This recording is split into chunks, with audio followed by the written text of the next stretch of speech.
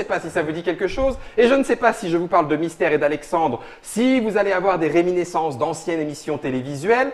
Et pourtant, nous allons profiter de ce petit strip track pour aller dans le monde de l'étrange, de l'extraordinaire, ou plutôt devrais-je dire de l'étonnement. Et pour ça, j'accueille ni plus ni moins que Monsieur Patrick Beau. Salutations Patrick. Bonjour. Et pour nous accompagner dans ce voyage, celui qui est notre énergumène étrange, notre spécialiste du paranormal bande dessinée, c'est Monsieur Christophe. Bonjour. Oui, c'est pas les bons doigts, mais Je ne suis pas de la même planète. c'est pour ça, d'accord. Et ben pourquoi Patrick? Parce que Patrick, tu es. Alors, comment est-ce qu'il faut le présenter? Responsable? Je suis Responsable d'Axolot. le scénariste en fait, Voilà. Scénariste. des BD, ouais. D'accord. C'est toi qui mets tout ça en forme. Parce qu'il y a Alors- plein de dessinateurs après. En fait, les histoires qui sont présentes dans les BD ont déjà été traitées généralement soit en vidéo, soit sur le blog Axolot, voilà, D'accord. que j'ai créé en 2009. Ouais. Et à chaque fois, le principe est simple. Je fais une sélection d'histoires qui me semblent plus adaptables Ouais, que les en bande autres. dessinée. Je les soumets aux différents dessinateurs et ensuite chacun choisit l'histoire qui lui parle le plus. Et ce qui est assez incroyable, c'est que depuis le premier volume, quasiment personne n'a choisi 2 fois la même histoire. Tout le monde s'est senti comme appelé par une histoire en plus que par particulier. l'autre. Voilà.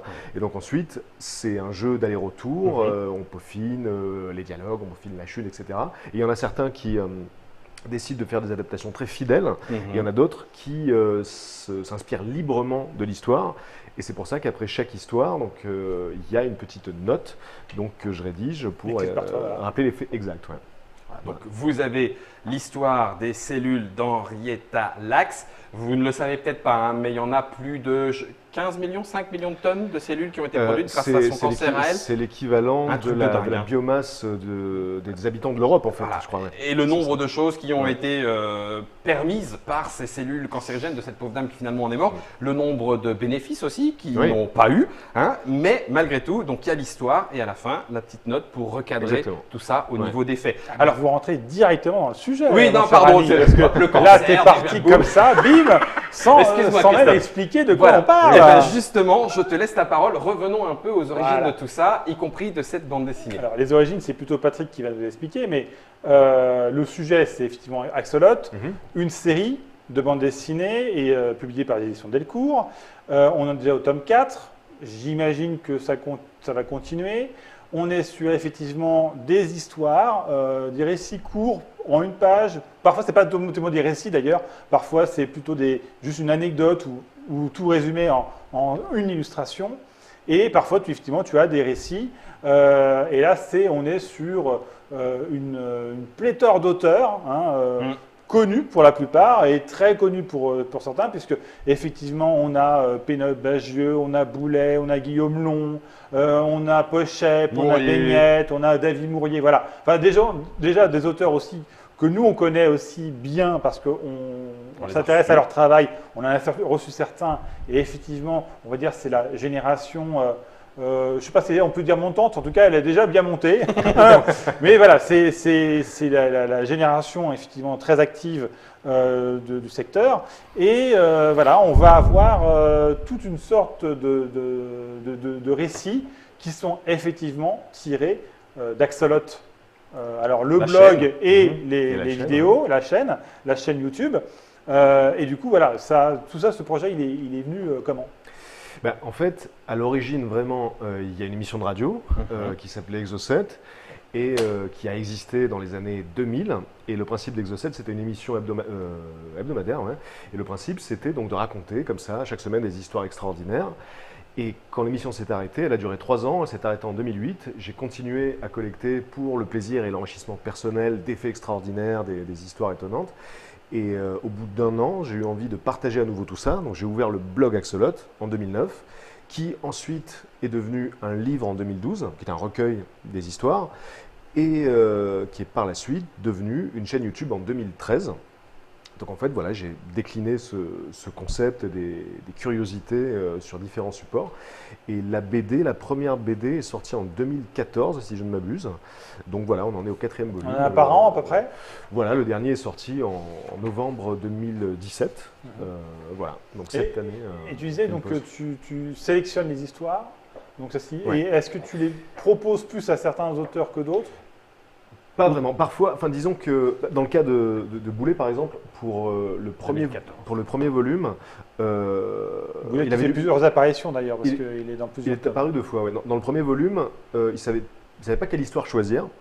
Et moi, je le voyais vraiment bien illustrer l'histoire hallucinante du Turc mécanique, qui est une histoire tellement incroyable que je comprends absolument pas qu'il n'y ait pas déjà au moins un film sur cette histoire. Donc c'est cet automate qui joue aux échecs et qui a battu plein de monde, hein, qui a battu, pendant très longtemps, hein, de l'impératrice à Napoléon. Y compris des célébrités, Ouais. Benjamin Franklin. Quand l'automate a fait une tournée américaine, Edgar Poe a écrit un essai sur C'est l'automate pour essayer de comprendre, d'en percer les mystères. Et donc cet automate a donc tenu les théoriciens en échec pendant plus d'un siècle, et on a fini par comprendre au bout du compte que c'était des maîtres d'échecs qui s'étaient succédés à l'intérieur du meuble et qui étaient cachés derrière un faux engrenage.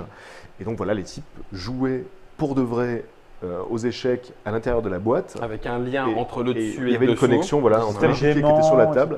Voilà, donc déjà c'était une espèce de chef-d'œuvre technologique pour l'époque et mécanique, puisqu'on parle donc du 18e et 19e siècle. Et malheureusement, cet automate du Turc mécanique, qui était donc un Turc avec un turban qui était attablé comme ça à un bureau, malheureusement, il a brûlé dans un musée à la fin du 19e siècle. Donc on ne l'a plus aujourd'hui, mais c'est une histoire qui est aussi vraie qu'incroyable, et j'imaginais parfaitement Boulet sur cette histoire-là, et donc il s'en est tiré avec brio, comme à son habitude. Ouais. Les auteurs qui participent à ce collectif ont été choisis par l'éditeur, par toi. Tu as proposé une liste de noms. Il y a des gens avec qui tu voulais travailler. Alors, il y a eu plusieurs façons de réunir tous ces gens-là. D'abord, avant les BD, il y avait un livre qui s'appelle L'homme qui sauva le monde, qui est d'ailleurs quelque part sur le plateau, je crois. Il me semble, j'ai vu la couverture. Là, ouais. Donc celui-là, il est sorti en 2012. C'était un recueil des articles du site. Et ce livre-là, je l'avais fait entièrement seul. Je l'avais auto-édité. Donc j'ai fait la maquette, j'ai tout fait, et je ne suis pas illustrateur moi, donc je me demandais comment est-ce que j'allais justement illustrer les têtes de chapitres. Et c'est mon ami Adrien Méniel, qui participe d'ailleurs au volume 1, qui m'avait fait la surprise de demander à l'époque à différents dessinateurs, donc, que moi je ne connaissais pas à l'époque, c'est-à-dire Boulet, Marion Montaigne, je crois qu'il en avait parlé à Manu Larsenet aussi. Il avait demandé à 7 personnes s'ils étaient d'accord pour faire des illustrations pour le livre, en sachant que c'était des lecteurs du blog. Moi, je ne les connaissais pas personnellement, et ils ont tous accepté. Et donc un jour, Adrien me fait la surprise, il me dit écoute, j'en ai parlé à quelques amis, et donc il y a Manu Larsenet, machin. Je dis mais t'es fou. Donc je le remercierai jamais assez pour ça, et j'aurais jamais osé demander d'ailleurs des illustrations à titre gratuit, et donc c'est ce qui s'est passé. Et quand le projet de BD s'est lancé, évidemment, j'ai contacté toutes ces personnes en leur proposant de participer. Et il n'y a que Manu Larsenet, malheureusement, qui n'avait pas répondu présent parce qu'il lui semblait que ce n'était pas nécessaire d'adapter ça en BD. Il trouvait que le livre se suffisait. Moi, il me semble qu'il y a des histoires qui ont gagné vraiment à être adaptées en bande dessinée. Et en termes visuels ou d'ambiance, il y a 2 ou 3 claques. Je pense que... Et puis, il y a aussi des histoires qui ont été réadaptées, librement adaptées. Et donc voilà, sur le premier tome, déjà, il y avait 6 dessinateurs qui ont participé au livre. Ensuite, il y a des dessinateurs dont j'appréciais le travail, que je ne connaissais pas forcément, à qui on a proposé et qui étaient OK pour participer. C'est le cas de Guillaume Long, par exemple. Et il y a aussi quelques dessinateurs que je ne connaissais pas, mais qui m'ont été suggérés par Marion Amir-Gagnan, qui est donc mon éditrice chez Delcourt. Et comme on est vraiment sur la même longueur d'onde, en général, ça fonctionne toujours. Donc c'est un mélange de tout ça. Et il y a une dernière catégorie aussi d'auteurs, c'est ceux qui sont totalement inconnus pour le coup, et qui me proposent leur service spontanément en fait, par le biais des réseaux sociaux, par mail, une bouteille à la mer.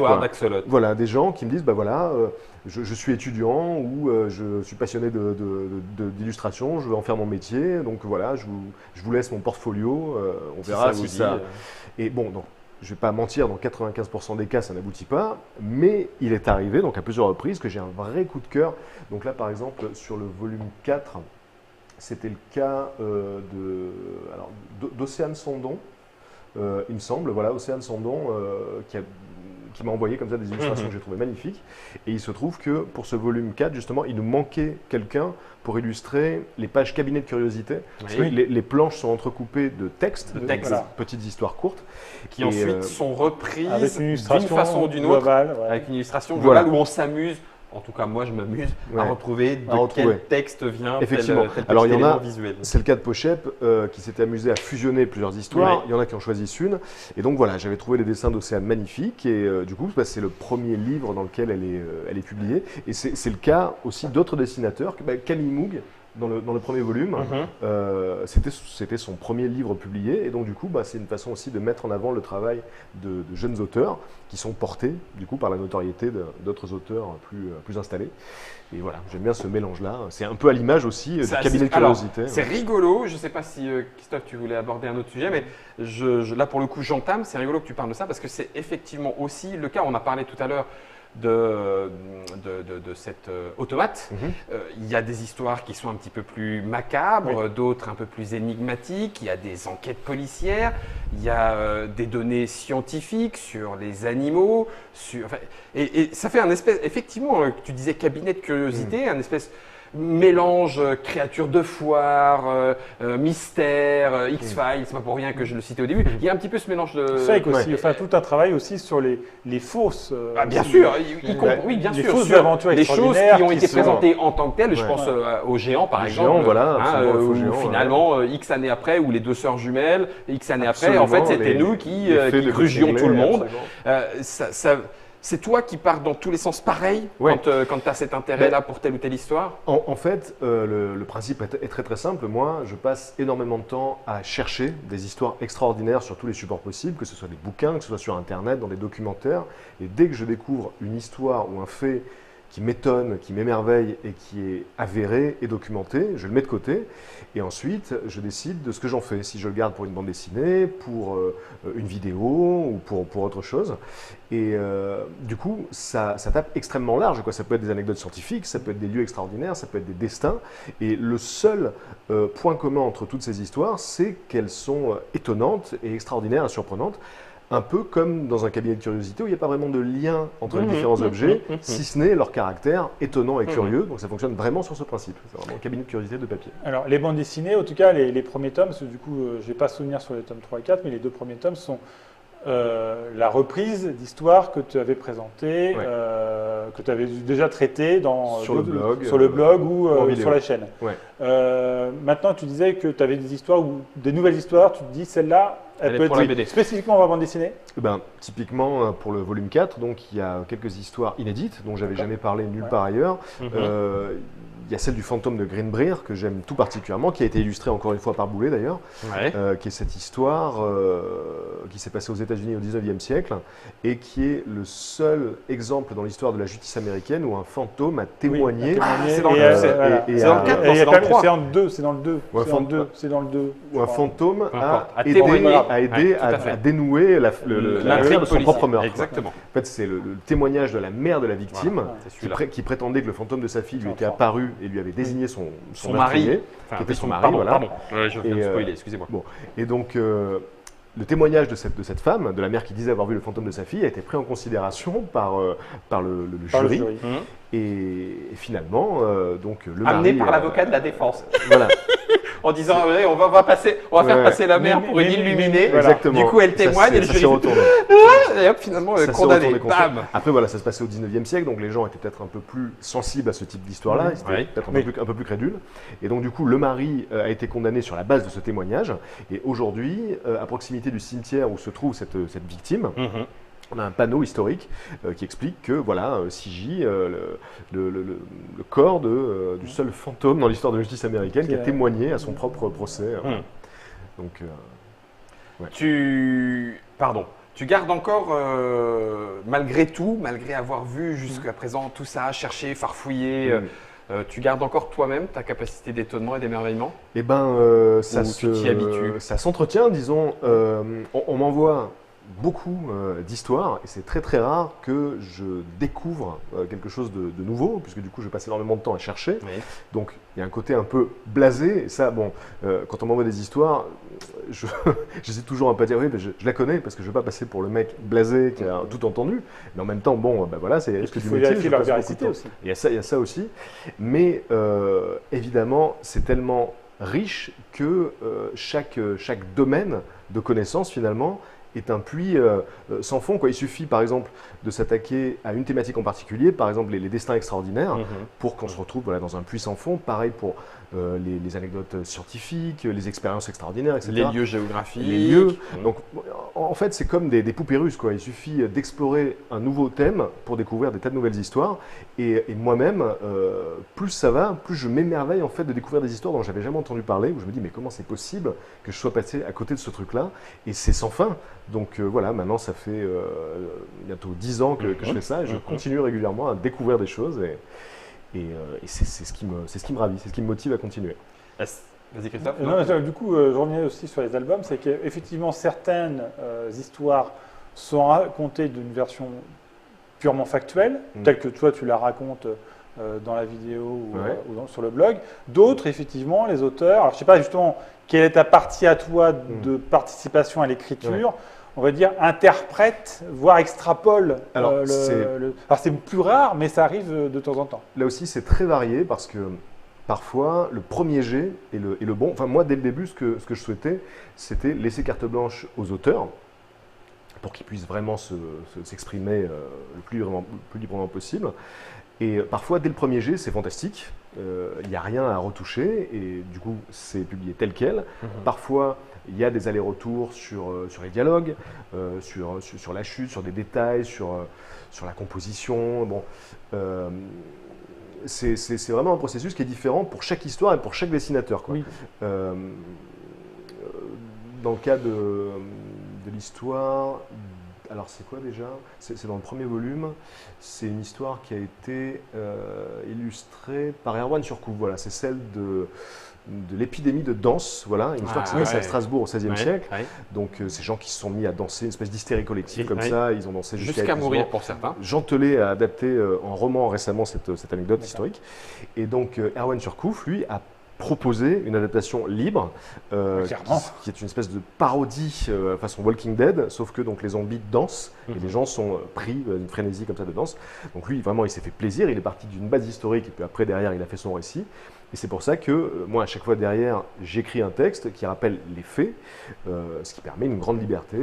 Mais parfois, ça fonctionne aussi très bien si c'est adapté littéralement, parce qu'il y a des histoires qui gagnent à être illustrées. On a envie de voir des images. L'exemple de Boulet avec le procès, effectivement. Voilà. Ça, c'est encore plus fort, le fait de raconter d'une version, en plus avec une narration réelle complète de l'histoire. Alors, c'est rigolo que tu dises plus fort.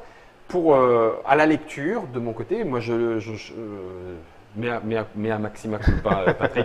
Je découvrais Axolotl par la bande dessinée. Pas de problème.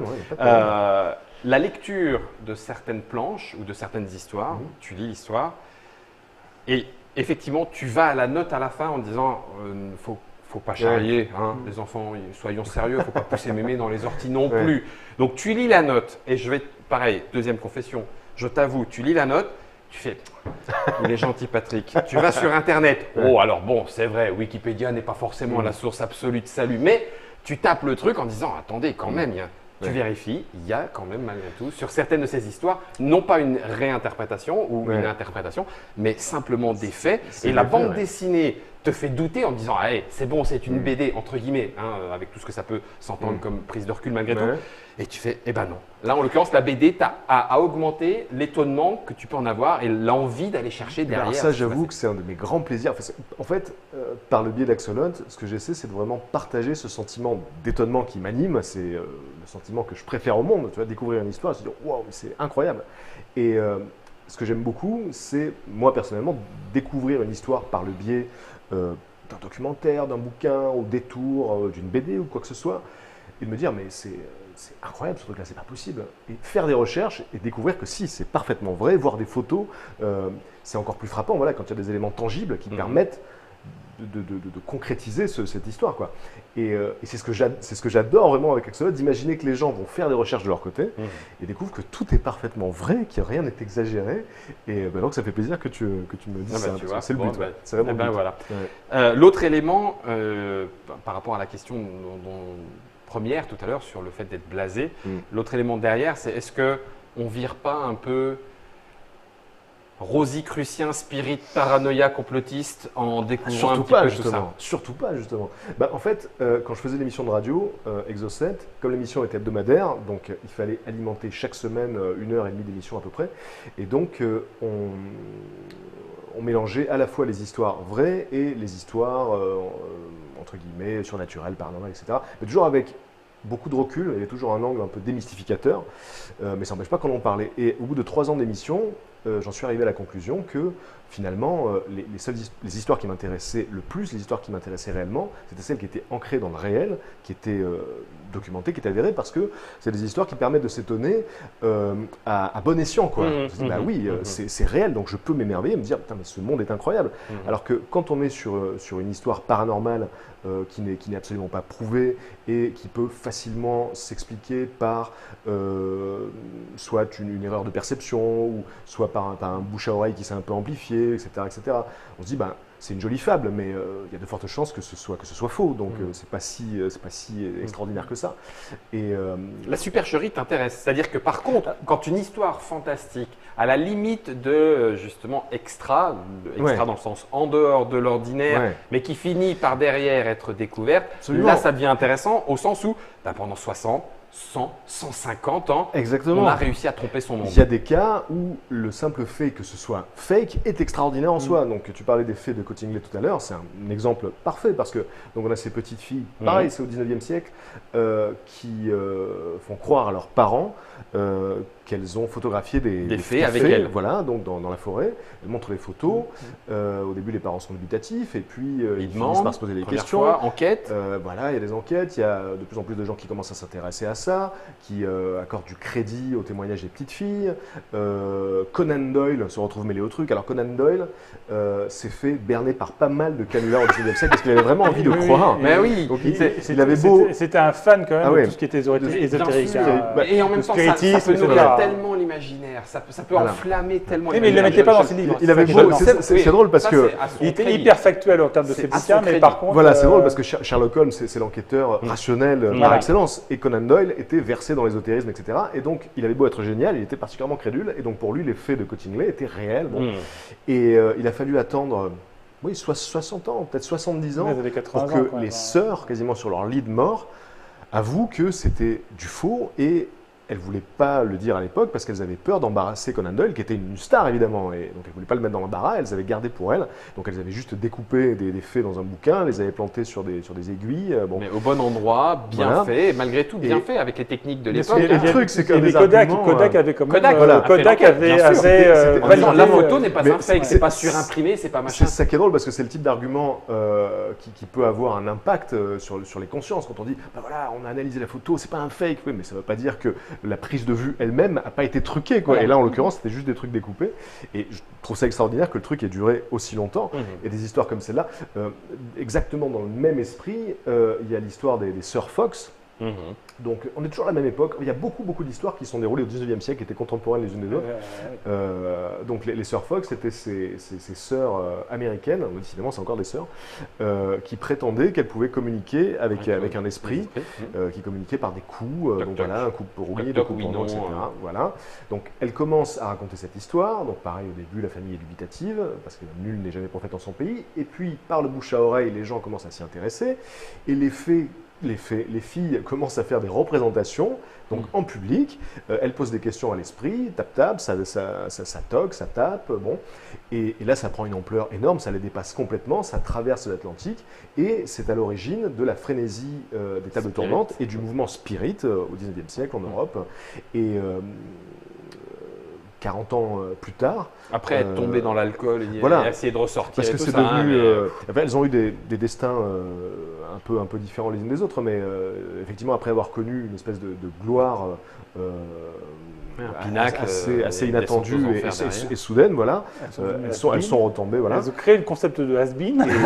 Et donc, il y en a une qui a fini par dévoiler que, en fait, depuis le départ, c'était truqué et que c'était une des sœurs qui faisait les bruits Qui réussissait à avec faire ses orteils, elle faisait craquer ses orteils. Elle faisait craquer les orteils. Et là, mais ce d'une qui est, façon qui représentait le bruit, quoi. voilà. Et ce qui est vachement intéressant là, c'est qu'on a affaire à un cas classique de dissonance cognitive, c'est-à-dire que le phénomène était déjà installé, c'était trop tard, il y avait toute une culture qui s'était développée autour de ça, de la communication spirit, et donc du coup, les gens se sont dit, on a dû la payer pour dire ça, on a dû la forcer à dire ça, pour se renier, et c'était trop tard, quoi. Et voilà, ça je trouve que le fake est encore plus incroyable que… C'est un des derniers, alors c'est surtout vrai dans le numéro 1, me semble-t-il, tu me corrigeras Patrick si je me trompe, mais ça fait aussi partie de ce que tu as mis dans Axolot.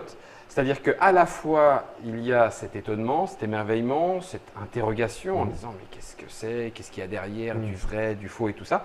Et à la fois, tu présentes les façons dont l'esprit, effectivement, lui-même peut nous manipuler. Comme si alors pas comme si tu te dédouanais, mais comme si tu donnais des clés pour se méfier soi-même de ce que l'esprit pourrait être amené à croire, penser ou croire voir. Absolument, parce qu'il me semble que l'intérêt principal d'Axolot, que ce soit les vidéos, que ce soit les BD, c'est que les gens puissent se dire ce que je lis là est vrai, donc je peux m'étonner à bon compte, quoi.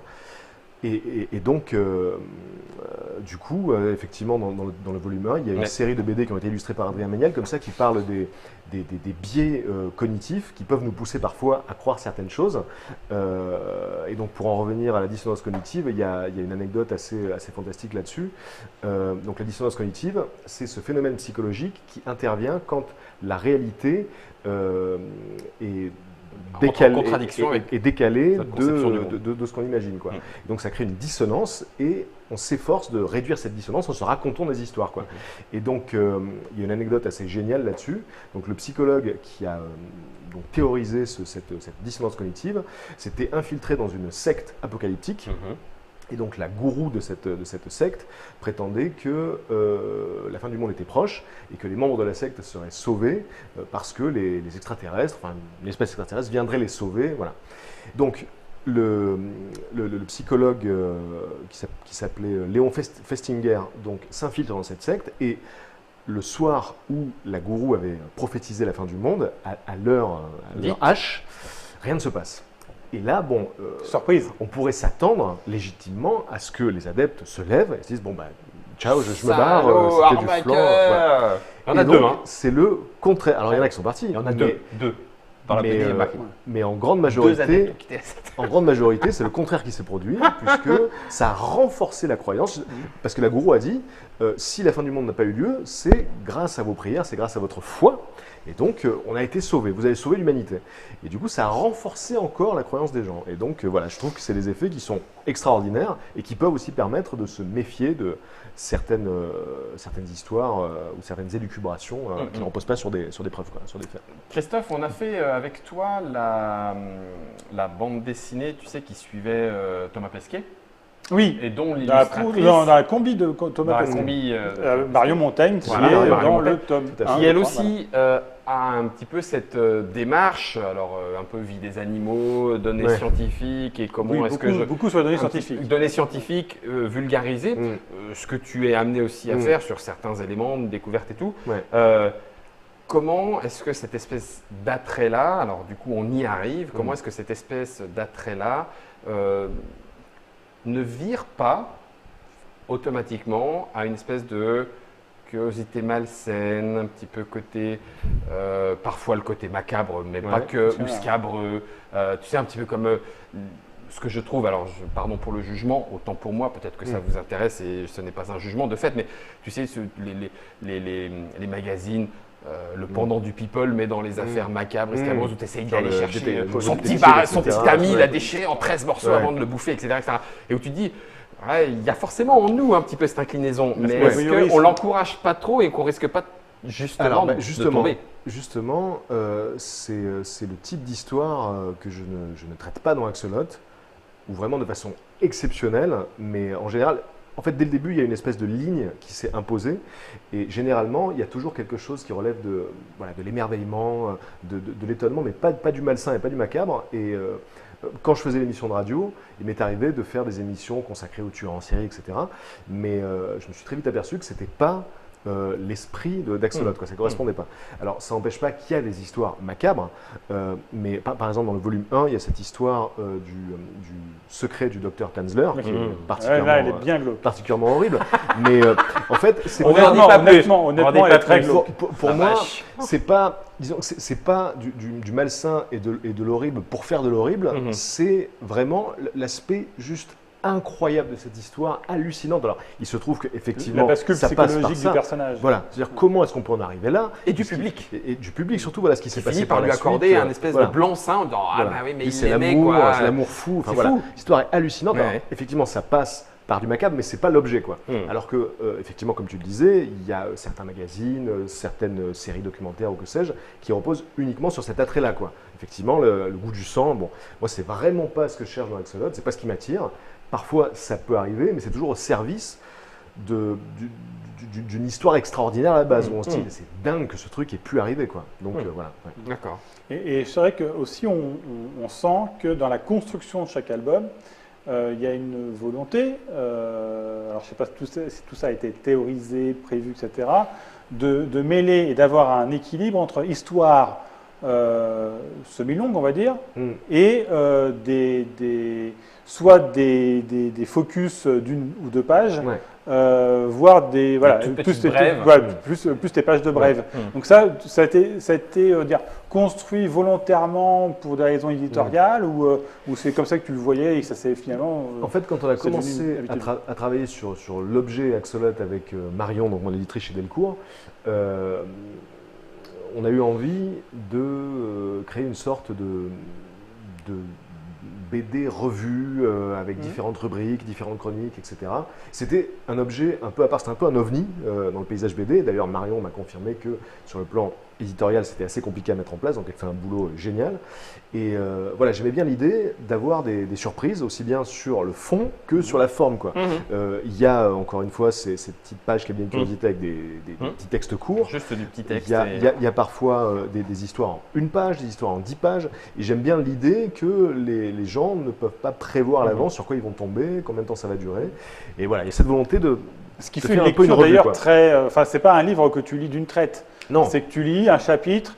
Ouais. Tu continues peux un lire, peu je si tu peux t'assure. faire un truc court après, etc.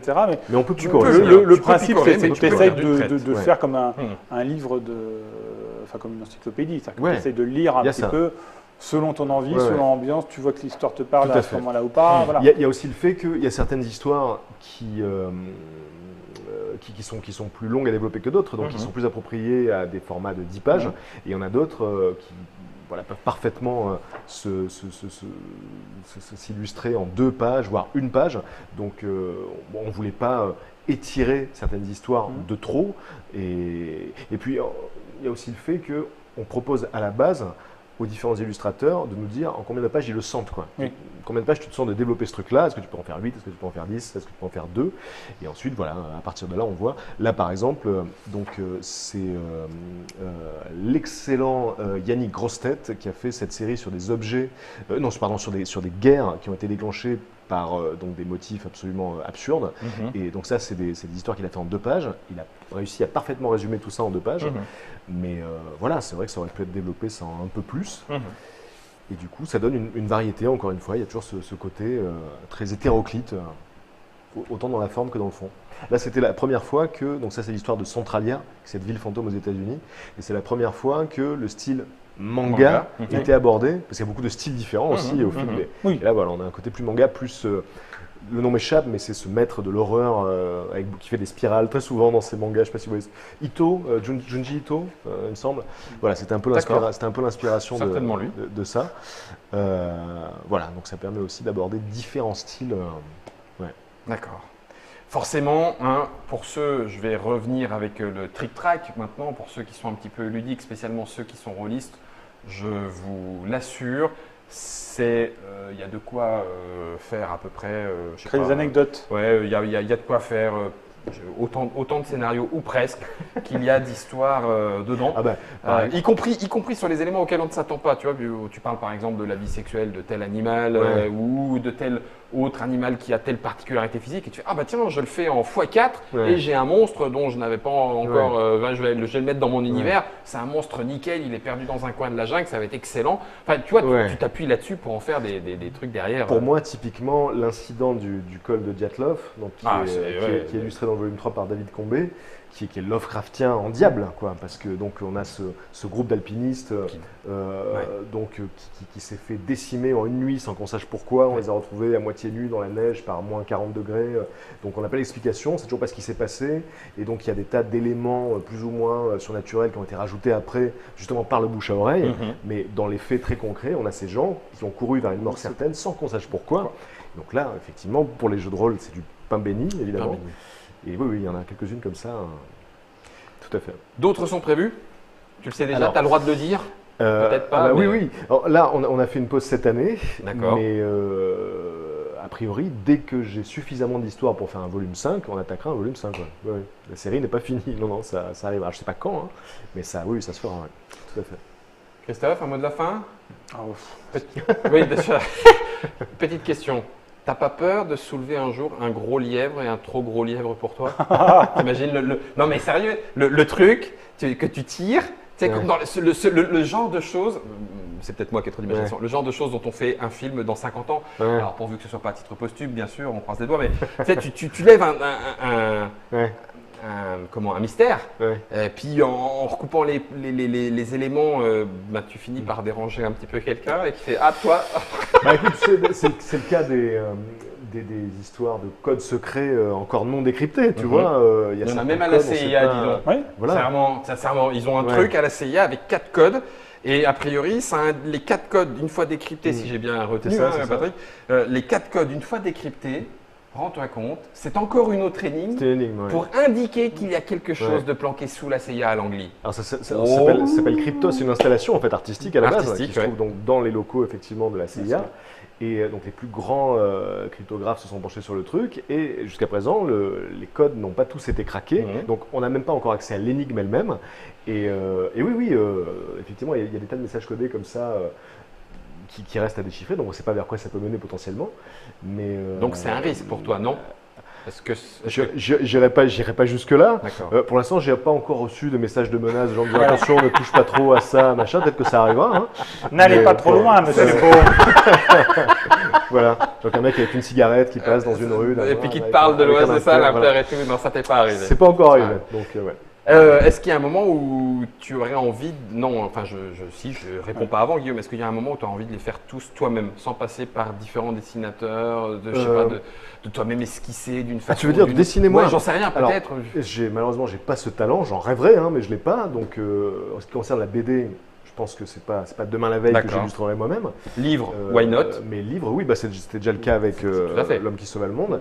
Il y aura peut-être d'autres livres. Là, en fait, depuis l'année dernière, je me suis lancé dans un projet qui s'appelle les nanofictions.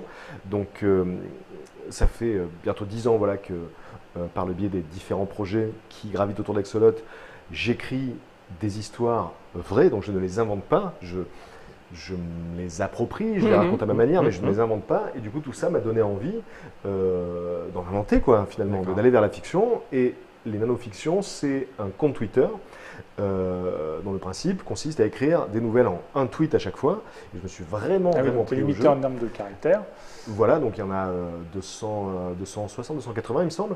Et donc ça va donner lieu à un livre qui va sortir en fin d'année d'ailleurs.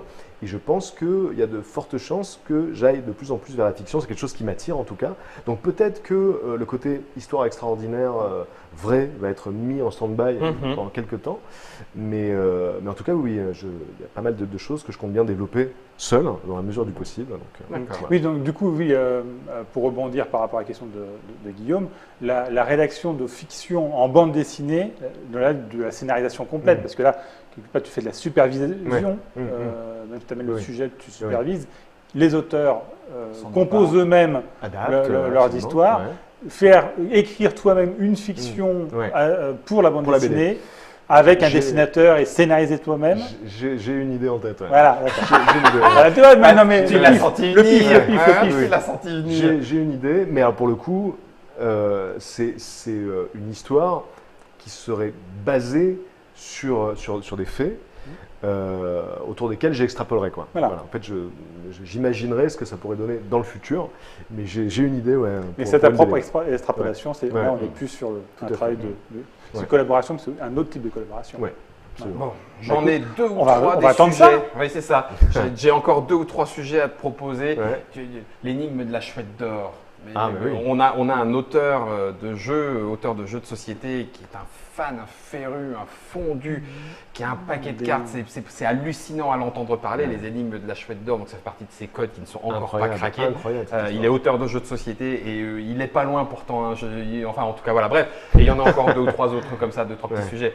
Je ne sais pas qui de Cyril Blondel ou de la Chouette d'Or est le plus énigmatique. Cyril Blondel est très énigmatique, mais arrivera-t-il jusqu'à l'énigme de la chouette d'or? Vous le saurez peut-être dans le prochain épisode. Ça sera peut-être d'ailleurs un élément raconté dans un axolote. Pourquoi Qui pas. sait? Pourquoi pas? J'avais pensé parler de la chouette d'or. C'est vrai Dans une vidéo. Ouais. JFK, on en parle ou on n'en parle pas? C'est dangereux. Disons que ce que j'essaie aussi de faire avec les axolotes, c'est de parler d'histoires plutôt méconnues. Ouais. D'accord. Donc les grands Pas les classiques. surmédiatisés. Les grands classiques, je laisse de les côté. grandes- Voilà. Donc, ouais. D'accord, ça Ouais. marche. En tout cas, voilà, nous, on a été ravis de t'accueillir, Patrick, autour Moi de aussi, j'étais ravi. Axolot, de tout ce que ça peut amener, y compris en propre interrogation, en imagination, en envie de raconter des histoires. Nous, on les a lus, enfin Christophe, Ouais, oui, là, oui. avec Germain également, on les a découverts. Germain connaissait les vidéos, etc. Donc, ça fait un amalgame, c'est positif dans ma bouche, hein, un amalgame multi-support qui permet d'arriver comme ça à l'émerveillement de multiples façons. Nous, ce qu'on voulait faire à la Strip Track, c'est de vous en parler côté bande dessinée avec Christophe. C'est ce qu'on a fait avec Axolot et cette émission. Merci beaucoup, Patrick. Merci à Et vous. si par contre vous voulez en savoir un petit peu plus sur l'énigme Patrick Beau, ça c'est dans l'autre émission et là on va aller un petit peu farfouiller opération à cœur ouvert, mais n'ayez pas peur. Normalement il devrait être encore vivant. C'est comme sur le 4e de couverture. C'est Ouais, ça, ça va. sera lui. Chacun.